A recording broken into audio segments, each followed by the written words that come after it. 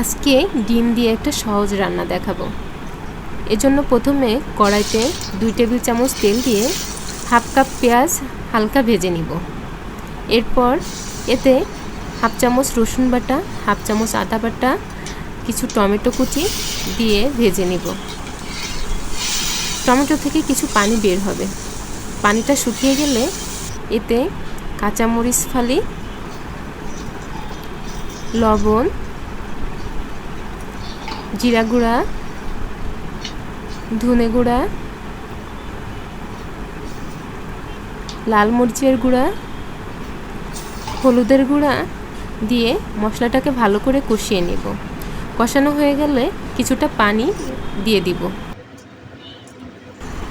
পানি ফুটে গেলে একে একে সবগুলো ডিম ভেঙে দিয়ে দিব। এরপর ঢাকনা দিয়ে ঢেকে রাখবো 5 মিনিটের মতো। ডিমের সাদা অংশ সেদ্ধ হয়ে গেলে উল্টে দিয়ে আরও কিছুক্ষণ ঢেকে রাখবো।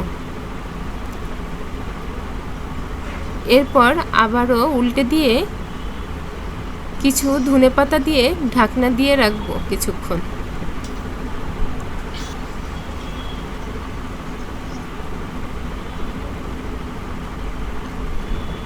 ব্যাস হয়ে গেল ঝটপট ডিম ভুনা। এভাবে ডিম ভুনতে আপনার 10 মিনিটের বেশি সময় লাগবে না।